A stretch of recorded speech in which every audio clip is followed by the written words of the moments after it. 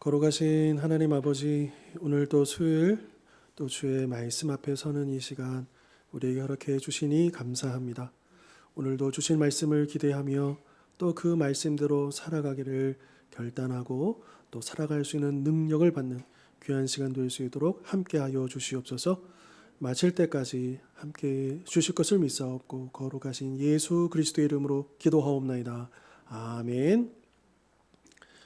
우리 찬송가 185장입니다. 185장 이 기쁜 소식을 우리 같이 찬송하시겠습니다.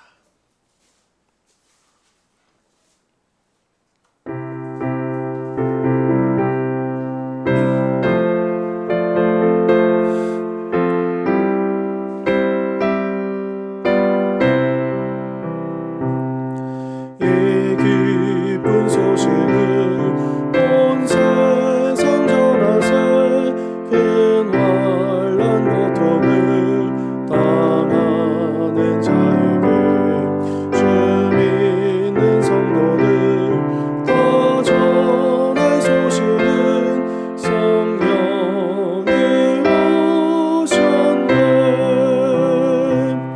성령이 오셨네. 성령이 오셨네. 내 주님 보내신 성령이 오셨네. 이 기쁜 소식을 온 세상 전하세 성령이 오셨네. 만왕의 왕께서 저 사로잡힌 자 구원하시고 잠자유 주셨네. 승리의 노래가 온 성에 들리니 성령이 오셨네. 성령이 오셨네. 성령이 오셨네. 내 주님 보내신 성령이 오셨네. 이 기쁜 소식을 온 세상 전하세 성령이 오셨네. 한없는 사랑과 그 크신 은혜를 늘 의심하면서 안 믿는 자에게 내 작은 입으로 못 증언하리니 성령이 오셨네. 성령이 오셨네. 성령이 오셨네. 내 주님 보내신 성령이 오셨네. 이 기쁜 소식을 온 세상 전하세 성령이 오셨네. 아멘. 우리 이어서 190장입니다. 190장 성령이여 강림하사. 우리 계속해서 찬송하시겠습니다.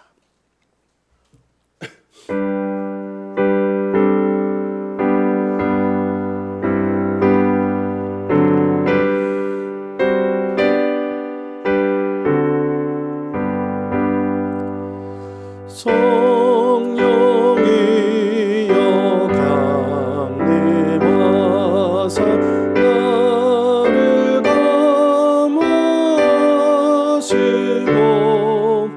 애통하며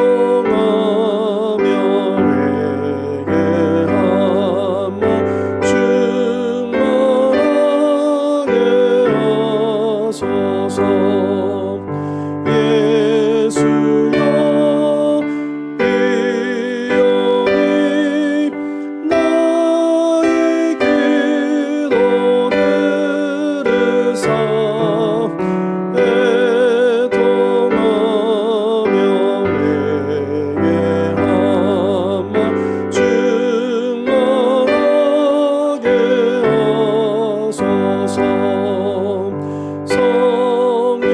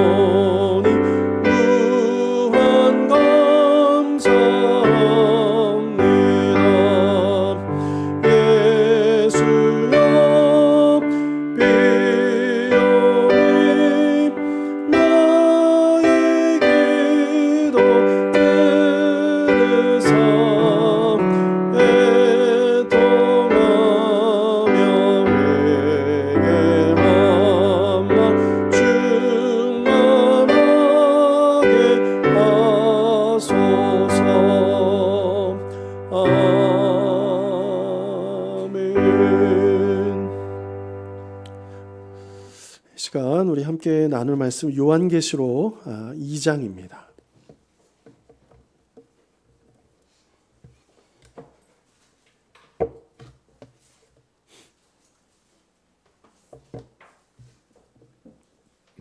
요한계시록 2장 1절부터 7절까지 말씀.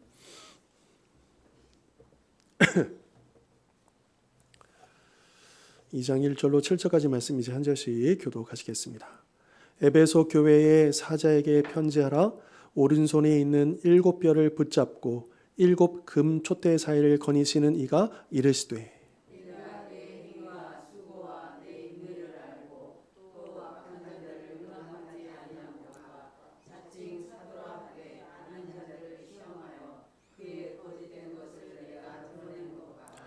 또 내가 참고 내 이름을 위하여 견디고 게으르지 아니한 것을 아노라.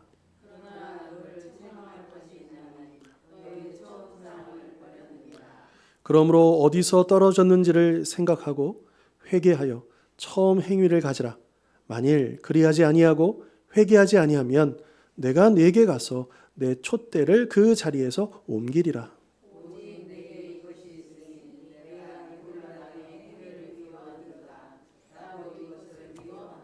같이 읽겠습니다. 귀 있는 자는 성령이 교회들에게 하시는 말씀을 들을지어다. 이기는 그에게는 내가 하나님의 낙원에 있는 생명나무의 열매를 주어 먹게 하리라. 아멘. 자, 우리가 앞선 시간에 이제 요한계시록 1장을 통해서 우리가 주목했던 건 뭐냐면 이 요한계시록의 말씀을 주신 분이 누구냐?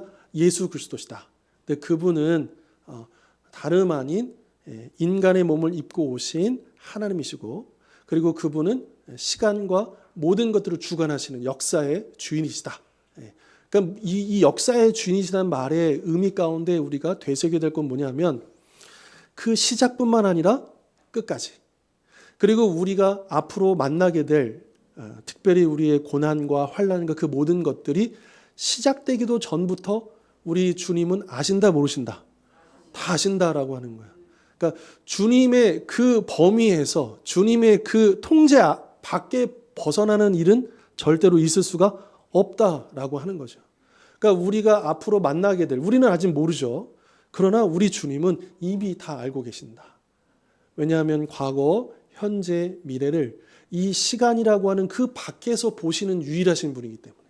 그냥 우리는 그 시간 속에 속해 있잖아요. 그래서 금세 현재라는 시간은 순간 지나가 버립니다. 그래서 다 과거가 돼버리고 그 미래라고 하는 것도 정말 정신없이 계속해서 우리에게 밀려오죠. 1분 후에 어떤 일이 벌어질지도 모르는 상태고요. 그런데 우리 주님은 다 알고 계시다. 우리의 처음부터 끝까지 다 알고 계시는 바로 그분이 지금 이 말씀을 주신다라고 하는 것을 잊지 말라는 겁니다. 그리고 나서 이제 1장에 보면 그런 내용이 있었어요. 1장 11절에 보면 주님이 요한에게 내가 보는 것을 두루마리에 써서 에베소, 서머나, 버가모, 두아디라, 사데, 빌라델비아, 라오디게아 이 7교회에 보내라 이렇게 말씀하셨죠. 그리고 나서 이제 2장과 3장에 요 7교회에게 2장에서는 4개 교회, 3장에서는 3개 교회. 그래서 요거 꼭 교회 이름을 다 외워야 하는 건 아니지만 만약에 내가 좀 외우고 싶다 그러면 앞 글자만 외우십시오. 그래서 서, 버, 두 2장, 사, 빌, 라 이렇게 제가 이제 신대원 때 신대원의 그 시험 보려면요 66권을 다 외워야 되거든요. 다 외워야 돼. 진짜 다 외워야 돼요. 달달달. 그리고 창세기 1장부터 요한계시록 마지막 22장까지 각 장의 제목 내용까지. 뭐 복음서 같은 경우는 그 각 장의 소제목까지 다 외워야 돼요. 안 그러면 들어갈 수가 없어요. 그래서 그때 그 시절에 막 외워야 되니까 뭐 어떤 방식으로든 외워야 됩니다. 그래서 에서보도 사블라, 에서보도 아직도 기억이 남아요. 이 네 개의 교회, 세 개의 교회 2장 3장에 보면 자, 그 어떤 이제 기독교 진영에서는 세대주의자라고 해서 이 7교회가 7시대를 가리키는 거다. 그래서 각각의 시대마다의 교회의 특징을 이야기하는 거다. 이런 해석도 있지만 그러나 대체로 그런 소수 의견에 불과하고 사실은 7교회에 나타나는 특징들은요. 어느 시대나 다 있었습니다. 근데 7이라고 하는 숫자는 성경에서 7, 7이라는 숫자는 의미 있는 숫자잖아요. 상징적인 숫자고요. 7은 완전 숫자이면서 모든 걸 의미해요. 그러니까 7교회 편지를 보내다라고 하는 것은 단지 이 시대의 7교회가만 편지를 보낸 게 아니고 모든 시대에 모든 교회에 편지를 보내는 것이다 라고 하는 의미가 있는 것이죠. 그래서 이 7교회에 보낸 이 편지는 오늘 우리에게도 여전히 살아있는 말씀이다라고 하는 것을 우리가 알 수 있고요. 그리고 오늘은 뭐 7교회를 아주 디테일하게 다 이렇게 살펴볼 수는 없고요. 그러나 나중에 기회가 되면 7교회에 대해서 제가 따로 한번 요거를 강의를 좀 하도록 하겠습니다. 아무튼 7교회에 나와 있는 각각의 그 특징들은 오늘 우리에게 나타나는 특징과 굉장히 연결되어 있다는 것을 우리가 새삼스럽게 느껴지게 됩니다. 그리고 이제 2장과 3장에 보면 각각 주님께서 나타나셔서 그 교회에 다른 모습으로 나타나시는데 그 특징, 그러니까 예수님은 뭐 오늘 2장 1절에서 보시면 7별을 붙잡고 7 금촛대 사이를 거니시는 모습으로 나타나잖아요. 예수님이요. 그죠? 그리고 여러분 8절 보십시오. 서머나 교회는요. 처음이고 마지막이고 죽었다가 살아나신 분으로 나타나십니다. 그 예수님의 모습이 각각 7교회가 다르게 나타나요. 그런데 이 모습들은 이미 1장에서 예를 들어 보면 여러분 13절 보실까요? 12절 마지막 보시면 7 금촛대를 보았는데 촛대사의 인자 같은 이가. 여러분 이런 것처럼 이미 사도 요한이 봤던 예수님의 모습이 요 7교회에 각각 다르게 이렇게 나타나고요. 그러면 왜 각각의 모습으로 나타나느냐? 그 예수님께서 각각의 그 교회에 맞춤으로 나타나시는 거예요. 그 교회에 각 교회마다 문제가 있습니다. 문제 없는 교회가 없어요. 오늘 보면 요 에베소 교회도 진짜 칭찬받는 교회인데 문제가 있어요. 그런데 그 문제를 해결할 그 솔루션을 제공할 답이 어디서 나오냐? 예수님의 이 모습에서 나오는 거예요. 7별을 붙잡고 7 금촛대 사이를 거니시는 그분으로부터 여기에 이제 이 에베소 교회가 해결해야 될 그 문제의 답이 거기에서 나온다라고 하는 거고, 그리고 이제 7교회는 각각마다 칭찬이 있고 책망이 있습니다. 그런데 7교회 중에 2개 교회만 책망은 하나도 없고 칭찬만 받는 교회가 있습니다.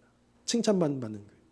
그래서 각각 2장과 3장에 보면 4개 교회, 3개 교회잖아요. 근데 두 번째 교회에서 버두니까 서머나, 그리고 사빌라니까 빌라델비아.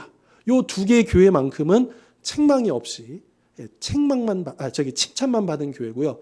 또 칭찬은 하나도 없이 책망만 받은 교회도 있습니다. 하나 교회가 있는데 그게 마지막 교회, 라오디게아 교회입니다. 이 교회는 칭찬은 없어요. 책망만 있는 그런 교회, 그런 특징들이 있고요.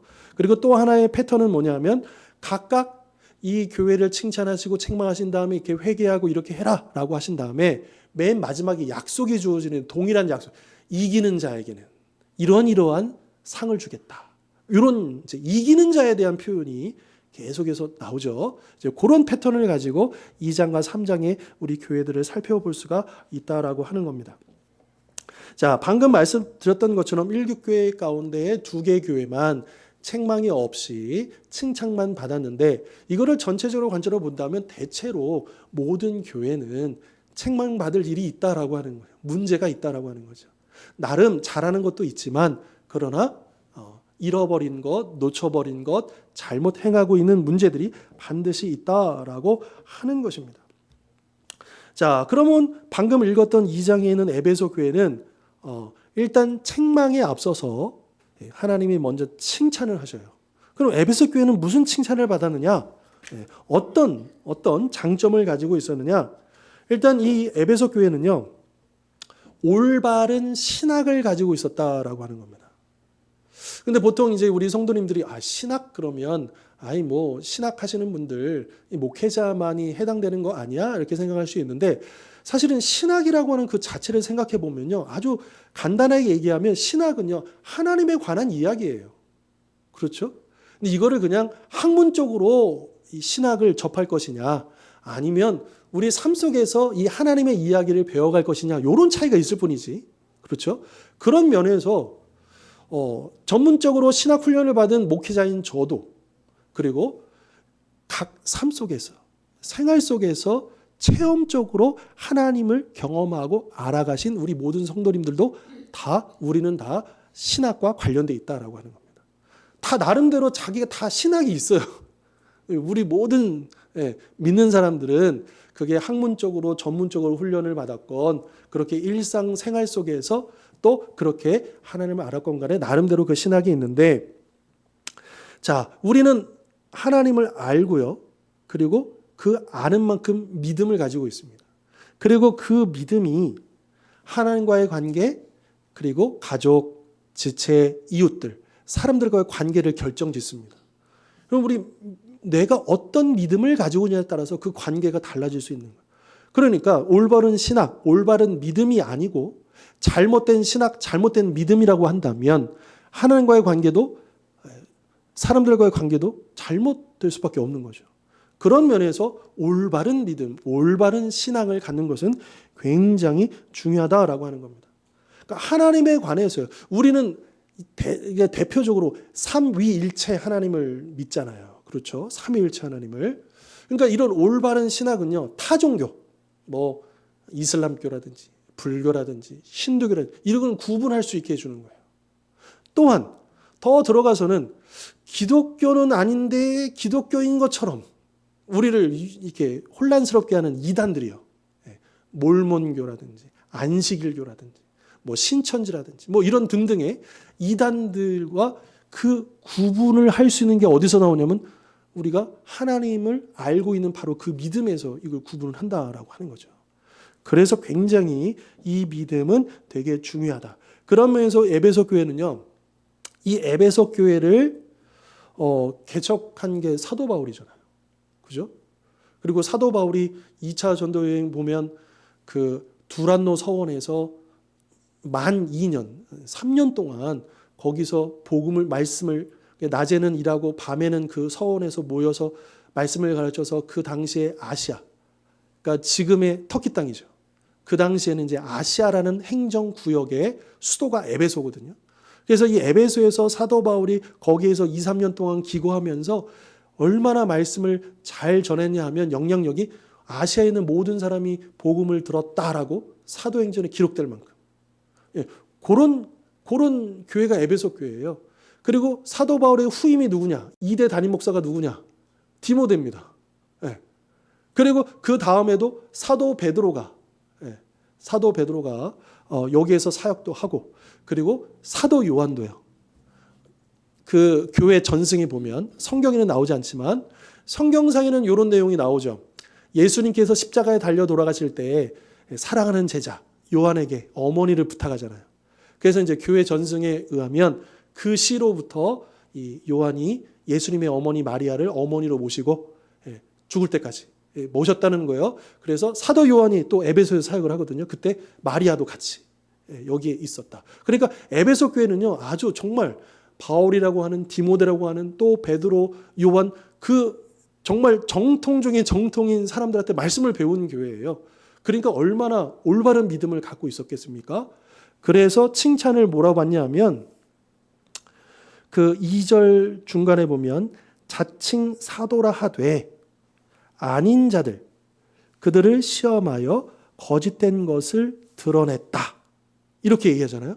그러니까 그걸 분별할 수 있는 이 이단이 이 아닌지 아닌지를 분별할 수 있는 그런 믿음을 가지고 있었다라고 하는 거죠. 6절도 보면 내가 니골라 당의 행위를 미워하는도다. 그러니까 이 니골라 당이 뭐냐? 성경에서는 설명 안 해요. 왜 안 하느냐? 이 당시 사람들에게는 니고라당이 너무 잘 알려진 곳이기 때문에 굳이 설명이 필요 없는 거죠. 오늘 우리에게는 설명이 필요해요. 니고라당이 뭐냐?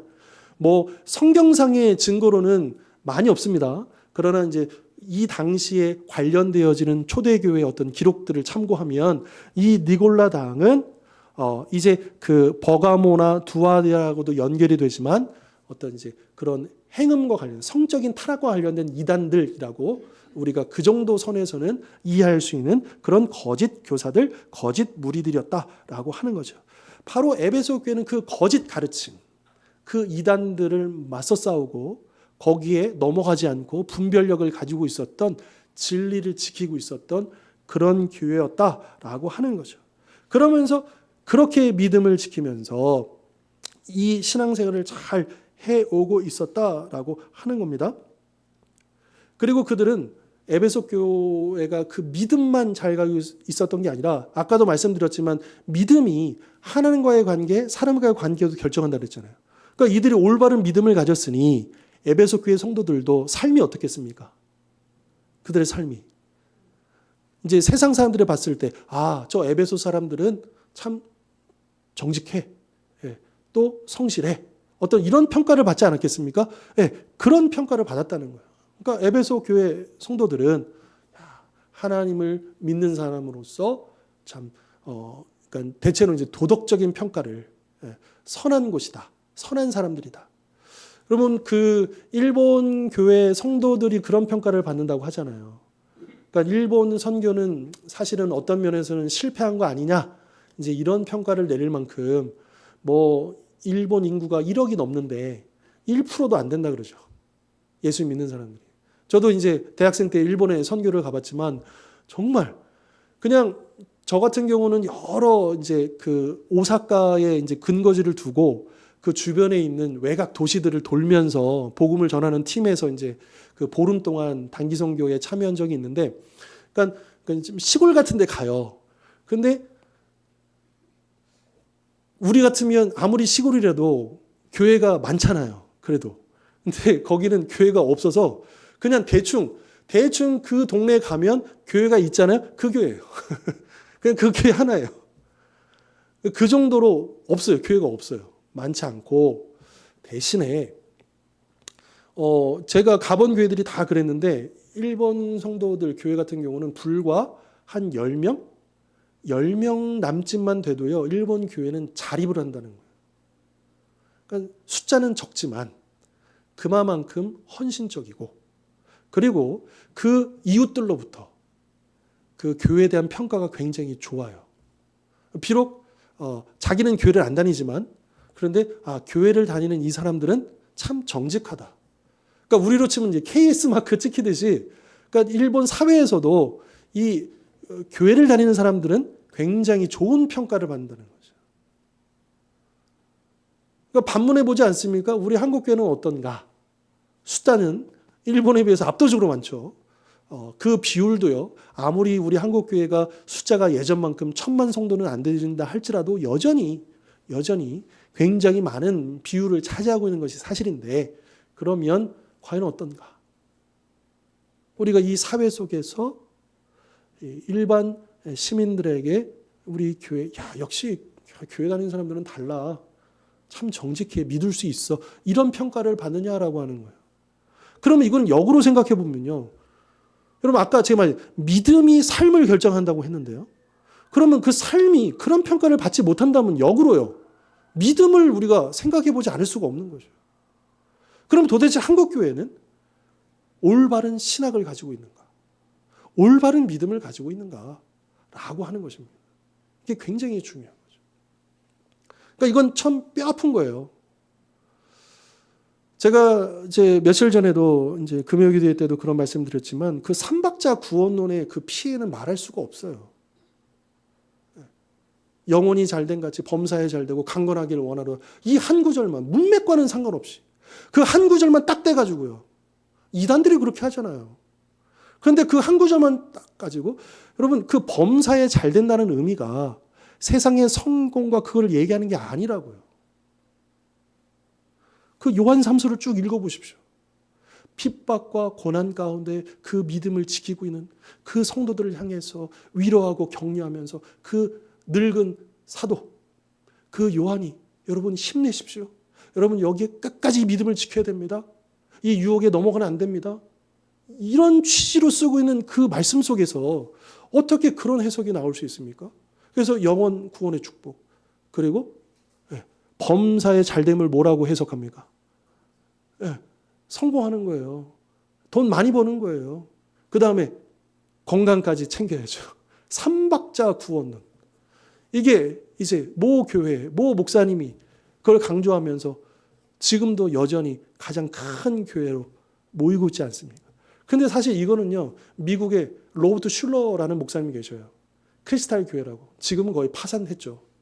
근데 그 교회도 그렇게 복음을 변제시켜서 번영복음, 번영시가 신학의 대가예요. 로버트 슐러 목사님이. 물론 그분에게도 긍정적인 평가는 분명히 있습니다. 하지만 그로 인해서 미국 교회에 많은 폐해를 끼쳤던 것처럼 이것도 마찬가지예요. 그러니까 여러분 그 부분에서 우리가 분별력을 좀 가질 필요가 있겠다. 여러분 다시 한번 제가 강조합니다. 여러분 우리가 하나님을 믿으면 복을 못 받습니까? 아니요. 복 주셔요. 그런데 복은 우리가 복 주세요, 복 주세요. 그게 아니라니까요. 우리가 복 받을 만한 삶을 살면요. 합당한 삶을 살면요. 정직한 삶을 살면요. 믿음으로 살면요. 하나님이 주셔요, 안 주셔요? 그렇게 해서 받는 복이어야 돼요. 우리가 달라고 해서 받는 복이 아니고. 여러분 그렇지 않습니까? 여러분 성경을 어디를 읽어보십시오. 사도행전을 읽어보십시오. 그날 성도들이 우리 사업 잘 되게 해주시고 건강하게 해주시고 이렇게 기도합니까? 아니면 핍박 가운데서도 믿음 잃지 않고 복음 전하게 해달라고 기도합니까? 기도의 질이 달라요. 그렇지 않습니까? 그러니까 우리가 올바른 믿음을 세울 필요가 있겠다라고 하는 것 다시 한 번 더 말씀을 드리고 싶습니다. 자, 이렇게 에베소 교회는 칭찬받는 교회였어요. 믿음이 바로 서고 또 그들의 삶도 굉장히 도덕적이고 좋은 평가를 받는 그런 교회였는데 4절 보십시오. 그러나 너를 책망할 것이 있나니 뭘 버렸다는 거예요?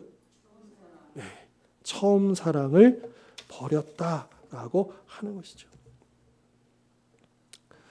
비단 에베소 교회만은 아닐 것입니다. 이제 다른 교회도요. 방식은 다르지만 주님을 향한 어떤 무언가를 다 잃어버렸어요. 그런 것들이 나와요. 그래서 이 4대 교회 같은 경우도요. 오늘날 우리 한국 교회 많이 이렇게 비교가 되는데 4대 교회 이따가도 우리가 보겠지만 잠깐 볼까요? 3장 1절 보실까요?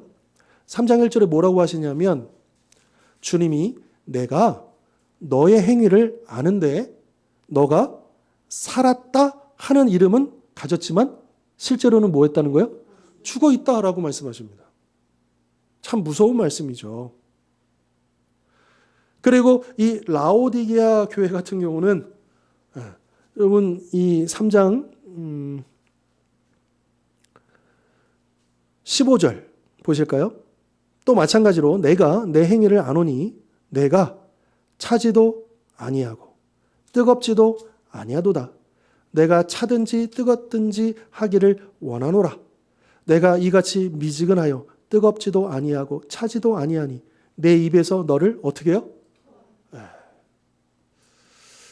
이제 제가 예전에도 요한계시록 말씀 나눌 때 이 부분은 제가 강조하기도 했는데 요 15절을 잘못 생각하시는 분들이 계셔요. 차갑든지 뜨겁든지.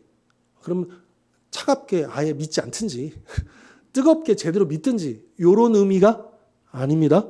이런 의미가 아니에요. 라오디게아라는 도시는 저는 직접 못 가봤지만 여기가 그 파무칼레인가요? 지금 터키 땅에 되게 유명한 관광지예요. 여기에. 그런데 요 라오디게아에서 조금만 올라가면 히에라볼리라는 도시가 있어요. 히에라폴리스 도시가 있고 그리고 라오디게아에서 오른쪽으로 쭉 조금만 가면 여기에 골로세라는 들어보셨죠? 골로세. 골로새서에 그 골로새라는 도시가 있어요. 그래서 라오디게아, 히에라볼리, 골로새는 같은 생활권입니다. 하나의 생활권에서 같이 묶여지는 도시인데 그 중심이 라오디게아인데요. 그러니까 이 라오디게아를 중심으로 약간 위성도시 비슷하게 히에라볼리, 골로새가 같이 이렇게 있는 거예요. 그러니까 여러분 골로새서라는 편지가 있죠. 그 골로새서에는요, 사실은 골로새라는 말 대신에 어떤 사본에는요, 그냥 공란으로 돼 있어요. 그리고 실제로 읽어보면 골로새에서는 이 편지를 히에라볼리 성도에게 읽어주라고 합니다. 무슨 말이냐? 이 에베소서라든지 골로새서는 회람서신이라고 해서 사도들이 편지를 쓰면 여러 교회에 쓰기가 쉽지가 않잖아요. 그래서 이 골로새의 편지를 쓴 거를 어디로 읽어주라고요? 그 같은 생활권인 히에라볼리로, 거기에는 성도들에게도 이 편지를 읽어주라, 전달해달라. 이런 식의 회람서신이라고 하는 거죠. 그만큼 여기는 그냥 하나 지역인 거예요. 그런데 특징이 뭐냐? 이 히에라볼리의 특징은 여기가 뭘로 유명하냐면요, 온천으로 유명한 곳이에요. 아주 뜨거운 온천, 관광지죠. 그리고 반대로 이 골로새가 유명한 데는 뭐냐면 여기에 뭐가 있냐면 만년, 굉장히 산이 있어. 그 높은 산 위에 만년설부터 흘러내려오는 아주 시원한 광천수가 있잖아요. 라오디게가 다 가졌어요. 제일 부유하고 지진이 나가지고 도시가 한번 망했는데 로마의 도움을 받지 않고도 돈이 얼마나 많았는지 라오디게아 스스로 재건해서 일어설 정도로 돈이 많은 도시예요. 라오디게아가. 그렇게 부유한 도시인데 딱 하나가 없어요. 뭐가 없느냐? 수원지가 없어요. 물 나오는 데가 없어요. 그래서 로마에 보면 유명한 그 물을 끌어다니는 그런 수로가 유명하거든요. 로마에 보면 그런 기술이 발전되는데, 그래서 이 라오디게아는 어쩔 수 없이 이 히에라볼리에는 온천수를 끌어다가, 그리고 요 골로새에는 광천수를 끌어다가 식수로 사용해야 돼요. 근데 문제는 뭐냐? 이게 한 10몇 킬로 정도 되니까 여러분 그 물이 흘러오면 이 뜨거운 물, 차가운 물이 이 라오디게에 도착하면 그 물이 어떻게 되겠습니까? 비슷해져가지고, 여러분 한낮 더위에 미지근한 물 드셔보셨어요? 토하고 싶을, 그거를 배경으로 얘기하시는 거예요. 그러니까 이 라오디게아가 그런 아무 쓸모없는 교회가 돼버렸다라고 하는 거예요. 그런 의미로서 차든지 덥든지 하라는 거지, 뭐 차갑게 믿지 말든지 아예 믿지 말든지 뜨겁게 믿든지 이런 의미가 아니다라고 하는 것을 다시 한 번 더 말씀을 드리겠습니다. 자, 아무튼 다시 우리 에베소로 돌아와서 4절에, 2장 4절에 처음 사랑을 버렸다, 예수님을 향한 열정을 잃어버렸다라고 하는 거예요. 그 뜨거움이 사라졌다라고 하는 거죠. 자, 보십시오. 에베소 성도들은요, 믿음이 좋았어요. 나름대로 선하게 살았어요. 대체로 도덕적인 삶을 뭐 남에게 피해 주지 않고 나름대로 괜찮게 사는 사람들이었다라고 하는 거예요. 그런데 그게 겉모습만 그랬다는 거죠. 그의 속은 주님을 향한 그 사랑을 잃어버린, 그 뜨거움을 잃어버린, 예배를 잃어버린, 이 예배의 기쁨을 잃어버린, 그 예배의 감격을 잃어버린 그런 모습이 바로 에베소 교회였다라고 하는 것이죠. 그래서 예수님께서 바로 그 에베소 성도들에게 그 하나님의 사랑과 은혜를 잊어버린 죄에서 돌이켜라, 회개하라, 이렇게 말씀하시죠. 만약에요, 회개하지 않으면 어떻게 하신대요? 5절 마지막에 회개하지 아니하면 내가 내게 가서 뭘 어떻게 하신대요? 촛대를 옮길 것이다. 이 촛대가 뭘 의미하느냐? 그 교회의 영광이요, 그 교회의 사명입니다. 하나님이 은혜로 사명을 주시죠. 하나님께서 은혜로 우리 교회를 세워주셨죠. 그리고 우리에게 사명을 맡겨주셨습니다. 그 복음의 사명을 맡겨주시죠. 우리 개인도 마찬가지예요. 가정도 마찬가지예요. 하나님께서 나를 부르시고 우리 가정을 세우시고 우리 교회들을 불러주셔서 각각의 은혜를 부어주시고 그 사명을 맡겨주시는데, 그러나 그 은혜를 잊어버리면 어떻게 하신다는 거예요? 그 주신 거 다시 거두어 가신다라고 하는 거예요. 우리가 잘 아는 그 영국의 그 목회자 찰스 스펄전 목사님이 사역하셨던 교회가 태버너클 교회라는 곳이 있어요. 그 교회가 이 스펄전 목사님이 너무 사역이 너무 커져가지고 교회를 건축을 했어요. 이게 1800년 후반대입니다. 중후반대입니다. 1900년 되기 전이에요. 근데 영국의 교회를 만들었는데 자리가 몇 석인지 아십니까? 그 태버너클 교회가 자리가 6,000석입니다. 여러분 6,000석 자리 있는 교회 가보셨어요? 아마 여의도에 있는 그 교회 빼고 6,000석이 동시에 앉을 수 있는 자리. 그 크기가 어마어마하겠죠. 예, 보통 한 1,000석만 돼도요. 장난 아닐 거예요. 2,000석, 3,000석. 저도 한 그런 교회 가봤는데 진짜 딱 서 있으면 다 안 보여요. 다 안 보일 정도로. 근데 6,000명이 앉을 수 있는 자리에 그런 교회를 세웠고요. 이 스펄전 목사님이 사역할 당시에 매주일 막 1부, 2부, 3부 이렇게 들으셨겠죠. 2만 명이 예배를 드리는 그런 교회였어요. 지금은요. 지금 그 교회가 있거든요. 태버너클 교회가 아직도 있어요. 지금 이제 100년도 훌쩍 넘었죠. 지금 100여 명 연세 있으신 분들만 모인 교회입니다. 그러니까 촛대를 옮기겠다라고 하는 그 의미가 무엇인가 우리가 한번 생각해 볼 수 있는 그런 모습들이다 생각이 들어지고요. 자, 아무리 이 에베소 교회처럼요, 아주 신학적으로 뭐 박사학위까지 갖고 아주 믿음을 변론을 잘 하고 또 이 세상에 좋은 평가를 받고 좋은 사람이야, 믿을 수 있어 이런 신뢰를 받아도 주님을 향한 그 사랑을 잃어버리면, 그 열정을 잃어버리면 주님 앞에 이렇게 책망을 받을 수밖에 없다. 그리고 회개하라 라고 하는 그 주님의 말씀.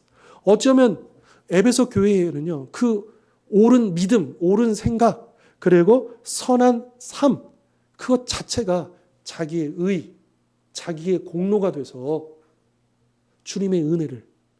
여러분, 우리가 구원받는 것은 오직 은혜로 구원받는 거잖아요. 그렇지 않습니까? 우리가 자꾸만 우리가 착각하면 안 된다는 거죠. 내가 이렇게 헌신하고, 내가 이렇게 수고하고, 내가 이렇게 봉사하고, 내가 이렇게 정직하게 살고, 여러분, 그것 하나도 내가 구원받는 근거가 될 수가 없습니다. 그것 때문에 구원받는 게 절대로 아닙니다. 여러분, 우리가 아무리 노력한들 우리가 죄를 요만큼이라도 씻을 수 있겠습니까? 없죠.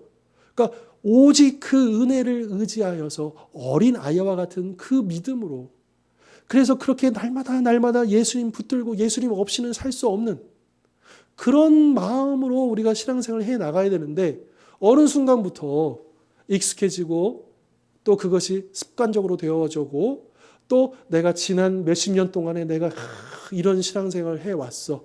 내가 주님 앞에서 이런 상을 받겠지 라고 하는 그 생각이 자칫 우리로 하여금 내가 은혜로 구원받다는 사실을 잃어버리게 할 수도 있다.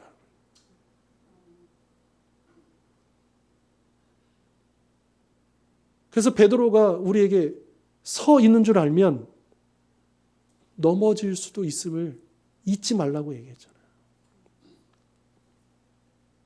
나는 지금 올바로 서 있어 하는 그 순간 넘어질 수밖에 없는 연약한 우리 자신을 인정하고 겸손히 그렇게 주님만을 의지하며 나아가야 한다라고 하는 것이죠. 자, 그 다음 3장으로 한번 보실까요? 3장 1절, 아까 사대교회 잠깐 봤는데요. 이 사대교회가 아까도 보았 것처럼 분명히 겉으로는 살아 있었어요. 그런데 실제로는 죽었다는 거예요. 예수님이 보실 때는. 오늘날에도 그런 교회가 많이 있다는 거죠. 살아있다. 막 교회마다 프로그램이 몇 개씩 돌아가고 막 일들이 많고 막 월요일부터 뭐 날마다 각종 프로그램과 각종 모임과 막 활발하게 모든 모임들이 막 있는 것 같아요. 근데 주님 보실 때는 어떻다고요? 죽어 있는 경우가 있을 수 있다는. 이건 참 무서운 말씀인 것이죠.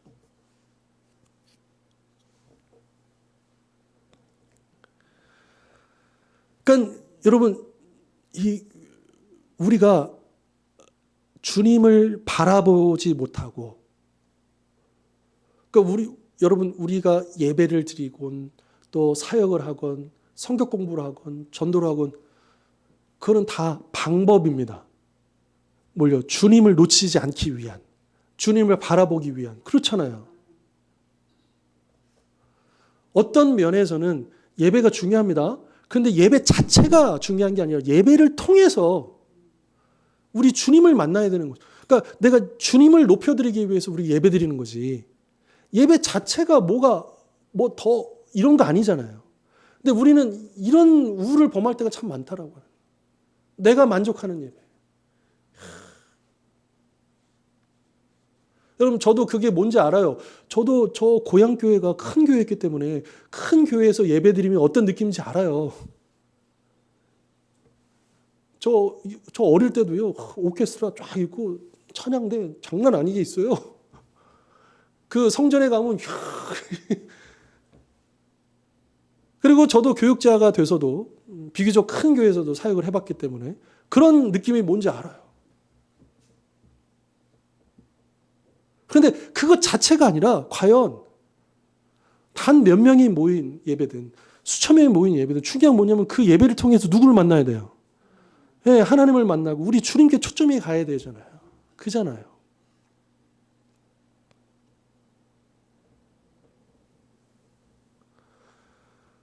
그러니까 물론 균형이라는 게 필요하기 때문에 이 예배의 유일한 이 예배의 대상이시고 우리의 경배를 받으실 분은 오직 하나님이시기 때문에 그분께로 우리가 초점을 맞추는 게 맞습니다. 그럼에도 불구하고 또한 이 예배를 함께하는 그 회중들 또 성도들의 상황이라는 것들을 체크하는 것도 필요하죠. 그러나 제가 간혹가다 느낄 때가 있어요. 이 예배 가운데 성도님들이 얼마나 예수님께 집중하고 있을까? 비단 우리 교회만이 아니라 지금까지 제가 쭉 신앙생활을 해오면서 여러 교회를 경험하면서 그런 생각이 들 때가 있었거든요. 지금 이 예배 가운데 누가 영광을 받고 계시지? 누가 주목을 받고 계시지? 이제 그런 생각을 해보게 되는 경우가 종종 있었어요.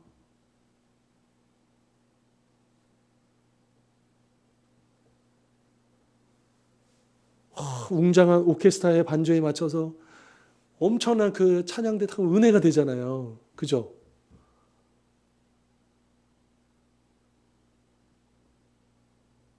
근데 과연 그 찬양을 통해서 은혜가 되는 건 좋은데 과연 그 찬양을 통해서 우리가 얼마나 주님께서 얼마나 기뻐하실까? 이렇게 생각으로 그런 마음으로 이어지고 있는가?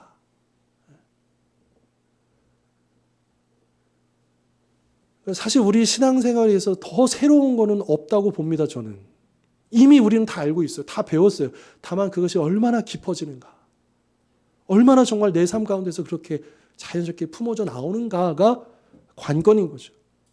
우리는 지금 모르는 길을 지금 알아가는 중이 아니라 이미 알고 있는 것을 얼마나 제대로 해내느냐, 그 과정이 있는 거잖아요. 우리 이미 구원받았어요. 전부를 다 알았어요. 끝도 다 알아요. 우리의 완성이 뭔지도 다 알아요. 다만 그것을 얼마나 진짜로 경험하고 깊이 있게 들어가는가. 여러분, 우리가 기도를 모릅니까?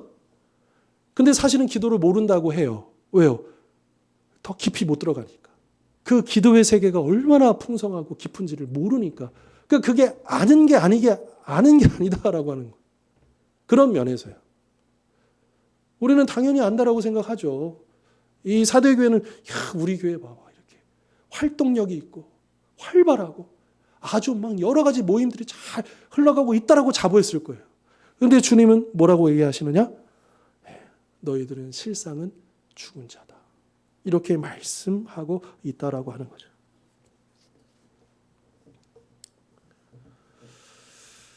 자, 예수님께서 여러분 잘 생각해 보십시오. 예수님이 복음서든 또 다른 서신서에서도 예수님이 명령을 하시잖아요. 어떤 명령을? 그러면 그거는 다요, 예수님이 이미 하신 겁니다. 예를 들어서 예수님께서 우리에게 순종하라 그러면요, 예수님이 이미 순종하신 분이에요.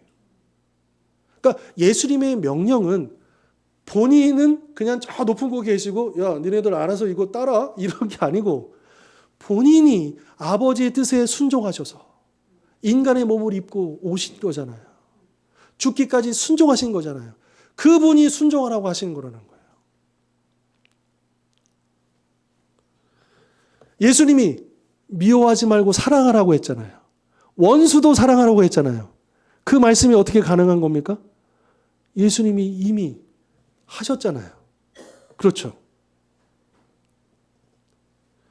그리고 이 7교회의 특징이 뭐냐면 이기는 자가 되라고 계속 얘기하시죠. 이기는 자가 되라고요.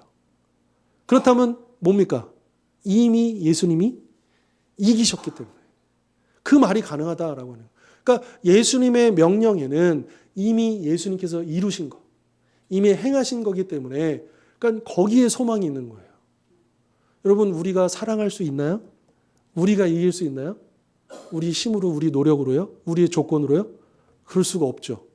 그런데 주님이 우리에게 그 명령을 하셨다는 것은, 주님이 우리에게 이기는 자가 되라고 하셨다는 것은 이미 주님께서 이기셨고 그 이긴 승리를 우리에게 주셨기 때문에 그 명령을 주신 거라는 걸 우리가 알 때에 우리가 그 승리를 향해서 도전하고 순종하고 나아갈 수 있다라고 하는 것이죠. 물론 이거예요. 일시적으로는요, 우리가 죄에 넘어지고 실패하고 우리가 잘못 행할 때가 있습니까? 없습니까? 너무 많죠. 그러니까 이거를 승패로 따진다면 패배일 수도 있는 거예요. 사탄에게 우리가 질 때가 있는 거죠. 일시적으로는요. 하지만 궁극적으로 우리는 사단에게 집니까? 이깁니까? 이겨요. 왜요? 예수님의 부활이 그걸 증명해 주는 거죠. 그러니까 그거를 기억하면서 회개하라는 거예요. 그러니까 이 회개가 패배 가운데서 그렇게 회개하는 게 아니고 내가 어떤 약속을 받았고 어떤 존재이고 내가 지금 이 승리를 거머쥐고 있는 사람으로서 이미 승리한 사람으로서 회개하고 그렇게 나아가야 한다라고 하는 것이죠. 그러니까 이게 참 우리가 죄에 짓눌려서도 안 되고 그렇다고 해서 죄를 너무 가볍게 여겨서도 안 되는 긴장이 필요한 거예요. 이게 되게 중요한 거죠. 신앙생활에서 성경에서 굉장히 많이 반복되는 것 중에 뭐가 있냐면 깨어라는 표현입니다. 깨어 있으라는 거예요. 이 사대교회에도 뭐라고 하시냐면 2절 너는 일깨어 그 남은 바 죽게 된 것을 굳건하게 하라. 여러분 죽은 자라고 하셨는데 2절 말씀을 보니까 사대교회가 다 죽은 건 아니라 이런 거죠. 남아 있어요. 아직 불씨가 남아 있고 아직 끝난 게 아니라는 거예요. 그러니까 깨우라는 거예요. 이건 우리 개인도 마찬가지고 가정도 마찬가지고 교회도 마찬가지입니다. 그러면서 그 죽어가고 있는 이대로 놔두면 죽을 수밖에 없는데 그 죽어가고 있는 그것을 다시 일깨워서 굳건히 해서 온전한 것을 찾아야 된다라고 하는 것이죠. 그러니까 지금 주님은 우리를 책망하시는데 우리에게 아무런 소망이 없기 때문에 책망하시는 게 아니고 기회가 있으니까 책망하시는 거예요. 아직 소망이 있으니까 책망하시는 거예요. 그러니까 우리가 그 책망의 말씀이 들리잖아요. 그러면 감사인 거예요. 내가 혼나도 감사인 거예요. 그러잖아요. 우리 부모는 자식을 진짜 따끔하게 혼냅니다. 그러나 부모가 아닌 어른은 그렇게 하지 않아요. 내게 책임져 주는 아이가 사랑하는 아이가 아니기 때문에. 그러니까 우리가 말씀을 통해서 책망을 받는다는 것은 하나님의 그 사랑을 우리가 느껴볼 수 있는 것이죠. 근데 끝까지 그것을 거부하면 이스라엘 백성을 통해서 우리가 알잖아요. 그렇게 끝까지 하나님의 말씀을 듣지 않으면 이 회개하라는 명령을 듣지 않으면 어떻게 됩니까? 진짜 끝나는 거죠. 그러니까 지금도 우리에게 주시는 이 말씀을 통해서 우리가 다시 한 번 더 우리를 돌아보면서 돌아갈 것이 있겠구나라고 하는 것을 우리가 기억할 필요가 있겠다라고 하는 것입니다. 자, 아까 우리가 일시적으로는 패배한다고 했어요. 지금 이 시기가 그래요. 예수님께서 처음 오셨고 이제 예수님께서 다시 오실 요 사이를 말세라고 하죠. 요 사이를. 이게 요한계시록에 든 1000년이라는 숫자로 상징되는 기간이에요. 지금 우리는 1000년이라는 기간을 살고 있어요. 주님이 이미 오셨고 그래서 하늘 나라가 시작됐지만 아직 완성은 안 됐고 이제 곧 완성이 될 주님의 재림을 기다리고 있는 이 마지막 이 말세 때 우리가 취해야 될 분명한 것은 지금 전쟁 중이라는 거죠. 아직 이 전쟁이 끝난 게 아닙니다. 그런데 이 전쟁은 분명히 이긴 전쟁이라는 거예요. 그래서 그 기억 나시지 않을 수도 있어서 제가 다시 또 반복합니다. 우리에게 이 D-Day하고 V-Day가 있다는 걸 제가 예전에도 말씀드린 적이 있어요. 혹시 기억나세요? D-Day, V-Day. 여러분 2차 세계대전이 이 유럽하고 이제 독일하고 연합군하고 싸우는 거잖아요. 근데 연합군이 이겼죠. 최종적으로 연합군이 이겼습니다. 근데 그래서 2차 세계 전쟁이라고 해요. 전쟁은 하나예요. 근데 그 2차 세계대전 전쟁 가운데 얼마나 많은 전투들이 있었습니까? 여러. 근데 그러면 연합군이 최종 승리했다고 해서 그 모든 전투를 연합군이 다 이긴 겁니까? 아닙니다. 때로는 연합군이 패배하기도 하고 실패하기도 하고 나치 독일이 이기기도 하고 막 그랬어요. 전투 중에. 하지만 결국에는 누가 이겼어요? 연합군이 이겼죠. 그러니까 요거를 이제 영적으로 우리가 차용해서 얘기하는 거예요. 이 연합군이 독일과의 이 전쟁에서 결정타를 날린 게 있었어요. 결정적으로 이 전쟁의 어떤 상황을 이제 주도하는, 그러니까 그 기세를 잡는, 그러니까 독일이 결정적으로 요 사건 때문에 이제 점점 해서 결국 패배에 이르게 되는 그 사건이 뭐냐면 노르망디 상륙 작전입니다. 이때 엄청난 피해가 있었죠. 하지만 이 허를 찌르는, 그러니까 독일에게 있어서는 절대로 여기 들어오지 못할 거야. 물론 방비는 엄청나게도 있었지만 거의 불가능한 작전이에요. 그리고 어마어마한 사람들이 희생됐어요. 하지만 그 노르망디 상륙 작전으로 말미암아서 허가 찔린 독일은 결국에는 패망에 이르게 되는데 이 노르망디 상륙 작전을 이제 D-Day라고 해요. Decision Day예요. 이 연합군의 사령관이 그 모든 조건에도 불구하고 결정했어요. 그래서 결정타를 날렸어요. 그게 뭐냐? 예수님의 십자가 사건이에요. 예수님의 십자가 사건으로 사탄의 머리가 날아갔어요. 그러나 연합군이 노르망디 사건으로 독일의 결정타를 날렸지만 독일은 여전히 남아있죠. 그 남아있는 세력들이 계속해서 저항하고 싸웠죠. 그런 것처럼 예수님께서 그 D-Day 때 하나님께서 사령관으로서 이 영적 싸움의 D-Day로 십자가 사건의 그 D-Day인 거예요. 그래서 하나님께서 결정하신 그날 예수님의 십자가 사역을 통해서 사탄의 머리가 날아갔지만 여전히 지금 어때요? 그 사탄의 남아있는 무리들이 저항하고 있을 뿐이에요. 그런데 저항하고는 그 사이에 만만치가 않아요. 독일군도요, 만만치가 않아요. 여전히 그 아프리카 땅에는 그 독일의 유명한 그 여우라는 장군의 그 별명을 얻은 장군이 있거든. 롬맨 장군인가? 여전히 기세가 등등했고 굉장히 어려운 싸움을 싸워야 했지만 그러나 그 노르망디 사건 이후로 독일은 점점 줄어들고 해서 결국에는 패망에 이른 것처럼 그래서 2년 뒤가 3년 뒤에 V-Day, 빅토리 데이를 선포한 거예요. 승리를. 그런 것처럼 D-Day 때 예수님 십자가 사건을 통해 가지고 초림 때 이 사건을 통해서 승리가 이제 결정타가 날려졌고 이제 여전히 싸우고는 있지만 이 전쟁은 이제는 더 이상 바뀌지 않아요. 판도가. 돌이킬 수 없어요. 사탄도 알아요. 자기들이 질 거라는 걸 알아요. 얼마 남지 않았다는 걸 알아요. 요한계시록 읽어보면 그런 내용이 나와요. 그리고 이제 V-Day. 예수님이 재림하시는 날을 기다리고 있다라고 하는 거죠. 그래서 우리는 분명히 승리를 약속받았고 승리할 것입니다. 그러나 잊지 말 것은 매일매일 우리의 삶 속에 치열한 영적인 싸움이 있고 그 싸움 속에서 때로는 우리가 패배하기도 한다. 그래서 우리가 패배할 때 이러면서 또 자괴감이 들고 내가 또 철판 깔아야 되나? 또 이렇게 막 이런 고민들 막 이미 너무 잘 아시잖아요.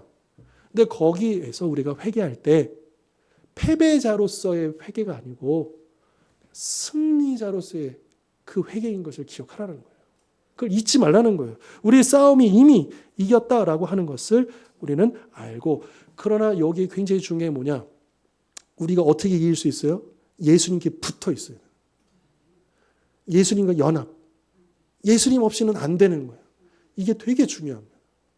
나는 포도나무요, 너희는 가지니. 이 비유의 핵심이 뭡니까? 이 가지가 포도나무에 붙어 있지 않으면 끝나는 거잖아요. 그러니까 우리의 모든 노력과 우리의 모든 것들은, 물론 이 노력도 안 돼요. 성령님이 도와주셔야 되는 거죠. 그런데 그 모든 것은 다 붙어 있는데 목적이 있는 거예요. 예수님께 떨어지지 않으려고. 예수님께 붙어 있기 위해서 우리가 말씀 붙들고 기도하고 섬기고 예배하고 모든 것들을 하고 있다라고 하는 것을 우리가 기억해야 한다라고 하는 것이죠. 3장 2절 다시 보시면 너는 일깨어 그 남은 바 죽게 된 것을 굳건하게 하라. 내 하나님 앞에 내 행위에 온전한 것을 찾지 못하였노니 이렇게 말씀하시는데, 여러분 여기서 알 수 있는 건 뭐냐면 예수님이 사대교회를 포기하셨습니까? 아니면 아직도 붙들고 계십니까?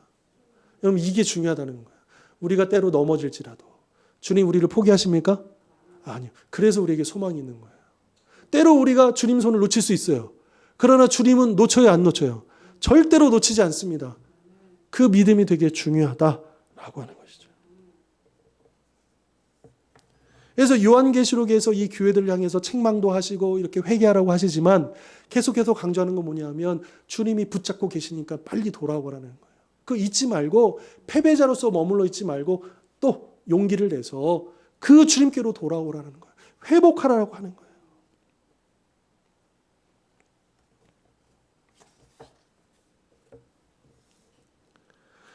자, 요한계시록에서 교회들에게 회개하고 돌아오라라고 하는 이 말씀 각각 이제 교회마다 여러 가지 말씀이 주어지죠. 근데 이게 사실은 종합을 해보면 이거예요. 우리에게는 유일한 계명이 있습니다. 무슨 계명이요? 성경에 유일한 계명이 있어요. 위대한 계명이 있어요. 그게 뭐예요? 십계명이요. 우리에게는 한 가지 계명이에요. 그죠?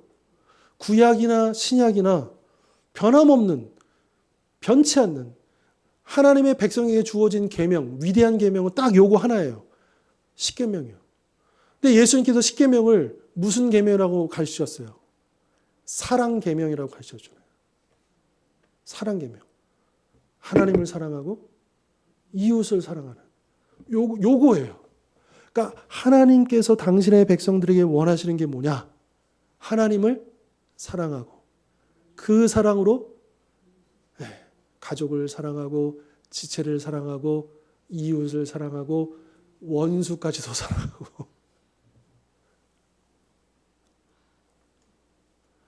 아까 처음에 에베소 교회에 너희가 처음 사랑을 버렸다라고 하는 의미는 예수님에 대한 그 사랑의 의미도 있지만, 이것은 연장선상에서 이 십계명의 원리 가운데 하나님 사랑뿐만 아니라 흘러가는 옆으로는 이웃과의 사랑도 포함이 되어 있다라고 하는 거죠. 그래서 우리가 하나님을 사랑하기 위해서 우리가 얼마나 하나님 앞에 나를 내어드리고 포기하고 희생합니까? 그런 것처럼 우리가 가족을 사랑하기 위해서, 지체를 사랑하기 위해서, 이웃을 사랑하기 위해서, 심지어 원수까지도 사랑하기 위해서 우리를 희생해야 한다. 희생이 없이는 사랑이 불가능한 것이죠. 희생이 없는 사랑이 있을 수 있습니까? 여러분 우리 권사님들 자녀들을 위해서 얼마나 희생하셨어요. 왜요? 그 자녀들 뭐 하니까? 사랑하니까. 내 배 아파서 낳은 내 분신, 내 아들, 내 딸을 위해서 그렇게 사랑하니까 참고 인내하고 견디고 품어주고 기다려주고 그렇게 하신 거 아니에요? 그렇죠? 네. 그게 사랑이잖아요.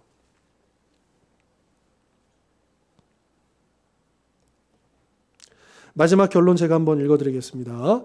요한계시록 2장 3장에 소아시아 교회에 보내는 편지를 읽으면 그들이 어떻게 그렇게 빨리 실패하게 되었는지가 궁금해질 것입니다. 바울 서신에 나타난 에베소 교회의 선한 모습을 요한계시록에서는 거의 찾아볼 수 없습니다. 버거머 교회는 거짓 가르침에 마음이 끌렸고 두아디라 교회는 거짓 교사를 받아들였습니다. 사대 교회는 믿음 생활을 게을리했고 라오디게아 교회는 믿음의 열정을 잃어버렸습니다. 이 교회들은 그리스도의 이름을 더럽혔으며 어떤 면에서 복음에 반하는 행동을 했습니다. 그들의 실패를 들여다보며 그 믿음 없음에 고개를 짓기는 쉬운 일입니다. 그러나 바로 그것이 문제입니다. 이 교회들과 우리는 멀리 있지 않습니다. 시간상으로는 거리가 멀지만 경험 측면에서는 멀지 않습니다. 거울에 비친 자신을 골똘히 들여다보며 정직해지면 우리는 2000년 전이나 지금이나 똑같은 실수를 저지르기 쉽다는 사실을 알게 될 것입니다. 우리 사랑은 그리스도에게서 다른 대상들로 쉽게 옮겨질 수 있습니다. 믿음에 게을러질 수도 있고 믿음의 열정이 식을 수도 있습니다. 그러나 좋은 소식이 있습니다. 예전이나 지금이나 예수님이 우리에게 똑같이 말씀하고 계시다는 사실 말입니다. 회개하라. 죄에서 돌이킬 능력이 그리스도 안에 있음을 알아야 합니다. 우리는 예수 그리스도께 시선을 고정하고 주님이 누구시며 우리를 위해 무엇을 하셨는지 그리고 언젠가 하실 일까지 기억함으로써 마음을 새롭게 해야 합니다. 복음의 영광스러운 메시지로 세상을 찔러 쪼개는 주님의 사역에 기쁨에 동참하기를 바랍니다. 회개하지 않으면 우리 촛대는 다른 데로 옮겨질 것입니다. 그러나 사랑과 믿음과 순종으로 이 모든 것을 극복한 이들에게는 영광의 왕이신 하나님의 복이 임할 것입니다. 그렇다면 우리는 무슨 일을 해야 할까요? 하나님께서는 이 말씀을 통해서 다시 한 번 더 우리를 돌아보고 돌이키고 회개하라 말씀하십니다. 그리고 이제 주님께서 맡겨주신 아까 제가 위대한 계명이 하나 있다고 그랬잖아요. 십계명. 그러면 우리에게는 위대한 명령이 하나 있습니다. 예수님께서 승천하시면서 제자들에게 주신 명령이에요. 그거를 지상대명령이라고 불러요. 너희는 가서 모든 족속으로 모든 영혼으로 제자를 삼아 가르치고 지키게 하라는 거예요. 말씀을 가르치고 지키게 하라는 거예요. 이게 우리에게 주신 사명입니다. 그러니까 복음의 사명은 비단 다 포함되죠. 모든 모양이 다 거기에 관련되어 있을 수 있습니다. 어떤 모양으로든지 중요한 것은 그 말씀이 나를 통해서 우리 가족들에게 이웃들에게 전해줄 수 있도록 이 복음이 흘러갈 수 있도록 그 일에 헌신하는 것. 그 일에 쓰임받는 것이 바로 우리의 사명이다. 이걸 잃어버리면 하나님께서 그 사명의 촛대를 어떻게 하신다는 거예요? 거두어가신다는 거예요.